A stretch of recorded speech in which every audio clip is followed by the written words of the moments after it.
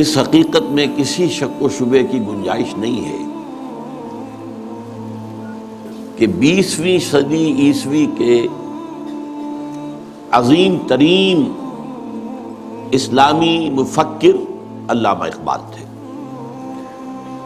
مزید برآں وہ ملت اسلامیہ کے احیاء کے علم بردار تھے، بلکہ اس کے مبشر تھے. انہوں نے بشارت دی تھی کہ اب یہ شاخ ہاشمی کرنے کو ہے، پھر برگ و بر پیدا. بشارت دی تھی کتاب ملت بیضا کی پھر شیرازہ بندی ہے، یہ شاخ ہاشمی کرنے کو ہے، پھر برگ و بر پیدا. تو یہ صرف اس کی احیاء کے علم بردار ہی نہیں تھے، مبشر بھی تھے. سب سے بڑھ کر وہ اسلام کی نشأت ثانیہ کے علم بردار تھے. میں ان دو چیزوں کو ذرا علیحدہ کر رہا ہوں، اسلام کی نشأت ثانیہ اور ملت کی دوبارہ دنیا میں سربراہی کا پیدا ہونا. یہ ہمیشہ ساتھ نہیں رہے ہیں. ابتدا میں اسلام ابھرا عربوں کے ساتھ، حضور بھی صلی اللہ علیہ وسلم عرب تھے، خلافت راشدہ خلفائے اربعہ عرب تھے. لیکن خلافت راشدہ کے اختتام کے ساتھ اسلام کا زوال شروع ہو گیا. ریاست کی سطح پر سے اسلام خارج. اب جس کے پاس طاقت ہے وہ حاکم ہوگا. امرہم شورا بینہم، پس پشت، جس کی لاٹھی اس کی بھینس. یہ زوال شروع ہو گیا. لیکن عرب اقتدار، امت کا اقتدار بڑھتا چلا گیا، بڑھتا چلا گیا، بڑھتا چلا گیا. تقریباً 500 برس تک. آپ کو معلوم ہے کہ جسے ہم مسلم تاریخ کہتے ہیں، مسلم تاریخ کا تو زینت وہی ہے.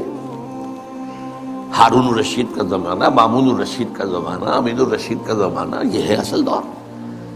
لیکن یہ خلافت راشدہ تو نہیں تھی، ملوکیت تھی، جسے علامہ اقبال نے امپیریلزم کہا ہے، عرب امپیریلزم، اپنے لیکچرز میں، اپنے خطبہ الہ آباد میں. اس کے بعد مسلمانوں پر بہت بڑا زوال آیا، بہت بڑا زوال آیا. پہلے صلیبیوں کے ہاتھوں آیا، لاکھوں مسلمان قتل. میڈیٹرینین کا پورا علاقہ جو ہے وہ عیسائیوں کے قبضے میں چلا گیا. یروشلم ہمارے ہاتھ سے نکل گیا. 88 برس تک عیسائیوں کے پاس رہا، 1099 سے 1187 تک. اس کے بعد پھر ایک مرتبہ لے لیا ہے 13ویں صدی کے شروع میں، پھر عیسائیوں نے واپس لیا، پھر واپس لیا گیا ہے. بہرحال یہ پہلا جو تھا زوال کا ہمارا، پہلی سیڑھی تھی. لیکن اس کے بعد زوال آخری انتہا کو پہنچا ہے 13ویں صدی میں، تاتاریوں کے ہاتھوں کروڑوں مسلمان قتل. میں جو بات بتا رہا ہوں وہ یہ ہے کہ اسلام اور مسلمان کو ایک شے نہ سمجھیے. ابتدا میں وہ ایک تھے، خلافت راشدہ کے بعد اسلام کا زوال، لیکن مسلمانوں کا عروج جاری رہا، بلکہ وہ اپنی انتہا کو پہنچا. پھر مسلمانوں کا بھی زوال آ گیا. لیکن اس کے کچھ عرصے بعد معجزہ رونما ہوا کہ پاسباں مل گئے کعبے کو صنم خانے سے، ہے یہاں فتنہ تاتار کے افسانے سے. جن تاتاریوں کے ہاتھوں کروڑوں مسلمان قتل ہوئے تھے وہی اسلام لے آئے. اسلام نے انہیں فتح کر لیا.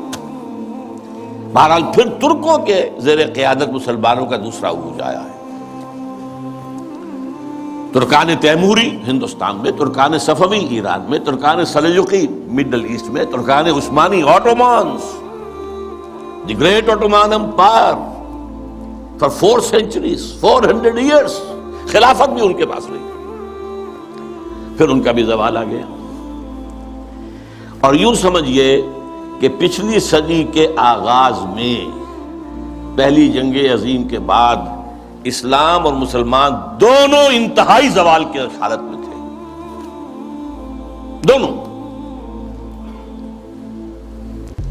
لیکن بہرحال اس کے بعد ایک تھرڈ اپورڈ موومنٹ شروع ہوئی ہے. وہ ایک علیحدہ مسئلہ ہے.